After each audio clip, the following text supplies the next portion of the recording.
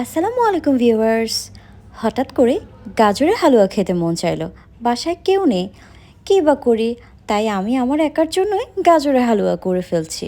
গাজরের হালুয়া করার জন্য যা যা দরকার আমি আগে থেকেই রেডি করে রেখেছিলাম। গাজর গ্রেট করে রেখেছিলাম দুটো। গরম ফ্রাই প্যানে ঘি দিয়ে তেজপাতা, দারচিনি, এলাচ দিয়ে গ্রেট করা দুটো গাজর দিয়ে দিলাম। তারপর কিছুক্ষণ নেড়ে লিকুইড দুধ দিয়ে দিব। আবারও নাড়তে থাকবো। কিছুক্ষণ নাড়াচাড়া করার পর চিনি দিয়ে দিব। এবার হালুয়াটি যখন শুকিয়ে আসবে ঠিক এই মুহূর্তে আমি পাউডার দুধ দিয়ে দিব। আমার হালুয়া করা শেষ পর্যায়ে। এমন অবস্থায় আমি 1 টেবিল স্পুন ঘি দিয়ে দিব এবং 1/2 টেবিল স্পুন রোজ ওয়াটার দিয়ে দিব। মাঝে মাঝে একা থাকলে একদম মন খারাপ করবেন না, আমার মতো একা একা রান্না করে খেয়ে ফেলবেন। আল্লাহ হাফেজ।